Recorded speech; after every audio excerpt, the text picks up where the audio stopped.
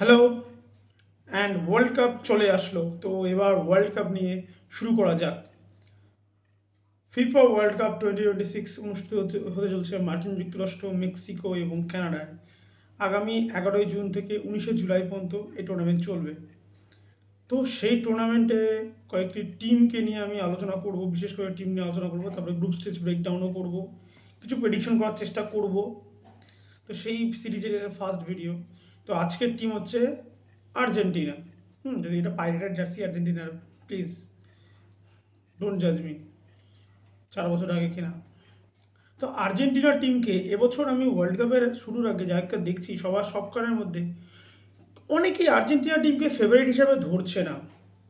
তার কারণটা বলছে খেলোয়াড়দের, কিছু খেলোয়াড়ের যা কোর প্লেয়ার তাদের সাম্প্রতিক ফর্ম এবং বেশিরভাগ খেলোয়াড়ের বয়স। কোর টিমটার এজটা বেশি, যেটা গত বছরের কোর টিমটাকে আর্জেন্টিনা ধরে রেখেছে এবং সেই টিমটাই এসেছে এবং এই টিমটার এজটা অনেকটাই বেশি বলছে।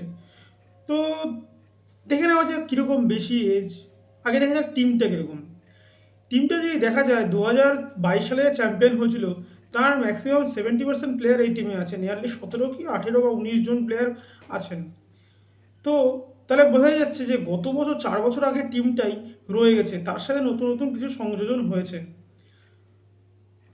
তো টিমের গোলে কে আছে? গোলে আছে Emiliano Martinez, Rulli and Juan Musso.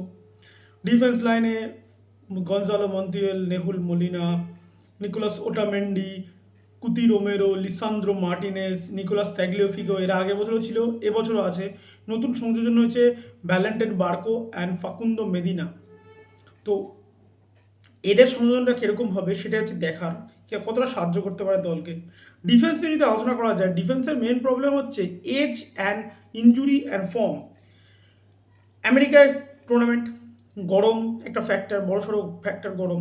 Second factor, ওখানকার বেশিরভাগ মাঠই খুব একটা ভালো না, মাঠের পিচের কোয়ালিটি খুব ভালো না, কোয়ালিটি খুব একটা ভালো না। বেশিরভাগই 100 টাপের মাঠ ছিল, সেই 100 টাপ সরিয়ে সেখানে কৃত্রিম ঘাস, মানে ন্যাচারাল ঘাস বসানো হয়েছে। কিন্তু তা সত্ত্বেও মাঠগুলোর কোয়ালিটি নিয়ে আমি একটু সন্দিহান। লাস্ট ফিফা ক্লাব ওয়ার্ল্ড কাপে খুব একটা ভালো গেম হয়নি। তো দেখা যাক কীরকম হতে পারে। তো এবার যদি আর্জেন্টিনা ডিফেন্ডারদের নিয়ে বলা যায়, নিকোলাস ওটামেন্ডির প্রায় 38-39-এর সমান বয়স। কীরকম ফর্ম আছে সেটা তো দেখার বিষয়, কারণ এই বয়সে এসে ওই লেভেলে গিয়ে খেলাটা অতটা সহজ না। সেকেন্ড, কুতি রোমেরো ইঞ্জুরির সাথে ডিলিং করছে। লিসান্দ্রো মার্টিনেজ গত 4 বছরের বেশিরভাগ সময়টাই ইঞ্জুরি থেকেছে। হ্যাঁ, ইঞ্জুরি ছাড়া লিসান্দ্রো মার্টিনেজ থাকে না। মার্কাস সেনেসিকে টিমে না নেওয়াটা বড় একটা ভুল আমি মনে করি লিওনেল স্কালোনির জন্য। যে লিওনেল মার্কাস সেনেসির অভাবটা কিভাবে পূরণ করতে আদৌ, মানে যদিও মার্কাস সেনেসি টিমের কোর প্লেয়ার না, ওটামেন্ডি আর কুতিরোমেরই মেন প্লেয়ার, কিন্তু এই যে ডিফেন্সের এজ এবং ল্যাক অফ ফর্ম এবং ইঞ্জুরির সাথে ডিল ইন করা, এটা কিভাবে লিওনেল স্কালোনি কোপ আপ করবে। লেফট ব্যাকে আগেরবার Marcus Acuña maximum game start করেছিল, এবছর অ্যাকুনা নেই। সেটাও একটা টেনশনের একটা বিষয়, চাপের একটা বিষয় যে আগেরবারের খেলোয়াড়টি নেই। তো এই জিনিসগুলো কিভাবে তৈরি করবে, কিভাবে ডিল ইন করবে, সেটা ব্যাপার। মিডফিল্ডে যদি আসা যায়, মিডফিল্ডে দেখা যাবে সেই আগেরই মিডফিল্ড মোরলেস, সাথে কিছু তারকা স্পিড স্টার এবং উঠতি প্লেয়ার যুক্ত হয়েছে। Enzo Mac Allister and RDP, Rodrigo ডেপলের মিডফিল্ড ইনট্যাক্ট আছে। সাথে আসবে লিয়ান্দ্রো পারাডেস, জিওভানি লো সেলসো, এরা কিন্তু আছে। এবং এদের মধ্যে যুক্ত হয়েছে থিয়াগো আলমাডা, জিওভানি লোসেলসো আগেরবার ইঞ্জুরির জন্য লাস্ট মোমেন্টে আউট হয়েছিল, খুব একটা আনফর্চুনেট ছিল। এবং জিওভানি লোসেলসো না থাকাতে প্রথম ম্যাচে কিন্তু সাউদি আরবিয়ার এগেনস্টে আর্জেন্টিনা হেরেছিল। আর্জেন্টিনা সাউদি আরবিয়ার এগেনস্টে হারার মূল কারণটাই হচ্ছে জিওভানি লোসেলসোর মিডফিল্ডে না অনুপস্থিতি। তো এবার লোসেলসো যাচ্ছে, দেখা যাক কী হয়। লোসেলসো অবশ্যই দলের একটা বিরাট বড় চাবিকাঠি এবং মিডফিল্ডে বল হোল্ডিং, বল ক্রিয়েশনের দায়িত্ব দুর্দান্তভাবে পালন করে Lo Celso along with Lionel Messi. তো এর সাথে থাকছে গুলিয়ানো সিমিওনে প্রচণ্ড হার্ডওয়ার্কিং প্লেয়ার। গুলিয়ানো সিমিওনের হার্ডওয়ার্কিং নিয়ে কোনো মানে ওয়ার্ক রেট নিয়ে কোনো কথা হবে না। যে গুলিয়ানো সিমিওনের ওয়ার্ক রেট নিয়ে প্রশ্ন করবে তাকে বুঝতে হবে সে ফুটবল দেখে না, সে রিল থেকে ফুটবল দেখে এসেছে। এবং এইরকম একটা হার্ডওয়ার্কিং মিডফিল্ডার যে কোনো টিমে থাকলে সে একটা সেটা টিমের কাছে অ্যাডভান্টেজ এবং প্রেসিং হেল্প করবে খুব। আর্জেন্টিনা যেভাবে প্রেসিং করে অপোনেন্ট হাফে, সবসময় হাই প্রেসিং করে বলবো না, আর্জেন্টিনা মিড ব্লক টিম মারাত্মকভাবে। তো সেই অঞ্চলে যেভাবে প্রেসিং করে এবং হুলিয়ান আলভারেজ এবং হুলিয়ানো সিমিওনে এক টিমে থাকাটা যে কোনো টিমের পক্ষে লাভজনক। এবং হাই লাইনে বল যদি আর্ন করতে পারে এই টিম, সাথে লিওনেল মেসি আছে, এই টিমগুলো দুর্দান্ত কাউন্টার অ্যাটাকে সফল হতে পারে এবং আগের বছর কাউন্টার অ্যাটাকে অনেক করে গোলও করেছে। ফাইনালে একটা গোল ছিল, সেমিফাইনালে একটা গোল ছিল, আলভারেজের গোলটা সেমিফাইনালে, ফাইনালে ইয়ের গোলটা, ওই যে ডিমারিয়ার গোলটা কাউন্টার, দুর্দান্ত কাউন্টার অ্যাটাকে হয়েছিল।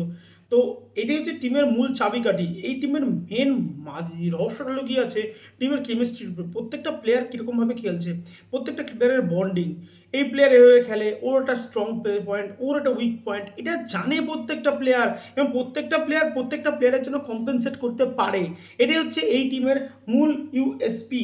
আপনি অনেকেই বলছে যে টিম বয়স হয়ে গেছে, টিমের ফর্ম নেই। না, একটা টিম এভাবে চলে না। ওয়ার্ল্ড কাপে যদি দেখা যায় সেই টিম কীভাবে একসাথে টিম হিসাবে কীভাবে পারফর্ম করেছে সেটাই দেখার বিষয়। টিম হিসাবে আর্জেন্টিনা যথেষ্ট ভালো খেলে প্রতিবার। এছাড়া মিডফিল্ডে এক্সেকুয়েল পালাসিওস আছে, ভালো প্লেয়ার, লেভারকুসেনের প্লেয়ার, লেভারকুসেনকে চ্যাম্পিয়ন করতে সাহায্য করেছিল। তো দেখা যাক কেমন হয়, কেমন খেলে এরা। আমার তো মনে হয় এনজো, ডেপল অ্যান্ড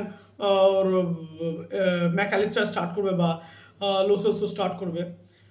এবার ফরওয়ার্ড লাইন যদি দেখা যায়, ফরওয়ার্ড লাইন সেই একই রকমই, Lautaro Martinez, Julian Alvarez, Angel Di Maria নেই, আর পরিবর্তে নিকো গঞ্জালেস আছে।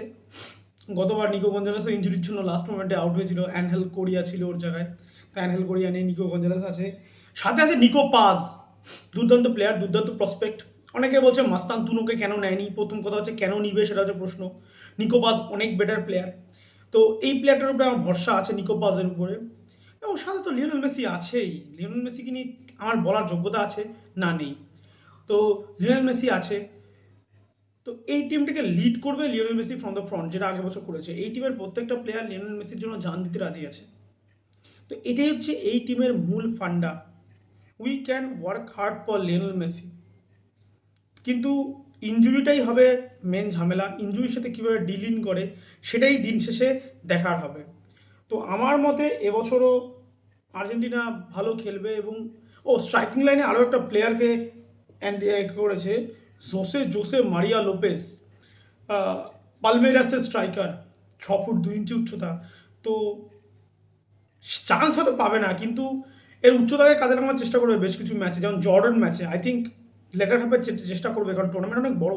এবছর রাউন্ড অফ 32 আছে, রাউন্ড অফ 16 আছে, অনেকটাই বড় টুর্নামেন্ট এবার। হ্যাঁ, তো চেষ্টা করবে আর্জেন্টিনা লাগানোর। আর্জেন্টিনার প্রথম ম্যাচ হচ্ছে আলজেরিয়ার সাথে। আলজেরিয়া রাইট নাও ভালো ফর্মে আছে, আগেরবার যখন সাউদির কাছে হেরে পথা সম্মুখে পা কেটেছিল, এবারও আবার এরকম না হয় সেটাই হচ্ছে একটা দেখার বিষয় থাকবে।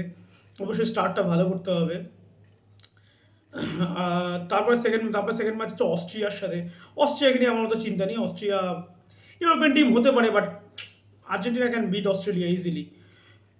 থার্ড ম্যাচ জর্ডান ম্যাচটা একটু ফিজিক্যাল হবে, কারণ মিডল ইস্টের টিম, প্রত্যেকে ফিজিক্যাল প্লেয়ার থাকবে। তো প্রথমবার ওয়ার্ল্ড কাপ খেলছে যদিও আমাদের এশিয়া থেকে, তো still Jordan will give them fight. Obviously Jordan is a good team, সেটা দেখার হবে। তবে মেন এই গ্রুপের যেটা শক্ত ম্যাচ হবে আর্জেন্টিনা, সেটা প্রথম ম্যাচটি আলজেরিয়া। তো দেখা যাক কীভাবে প্রথম ম্যাচে পারফর্ম করে, আলজেরিয়ার সাথে কী করতে পারে। এবং এবং আমি মনে করি আর্জেন্টিনাকে এবছরও চ্যাম্পিয়ন দেখছি, এটা আমার পার্সোনাল ওপিনিয়ন, সেটা কারোর সাথে নাই মিলতে পারে। তো এত পর্যন্তই থাকলো, আবার দেখা হবে।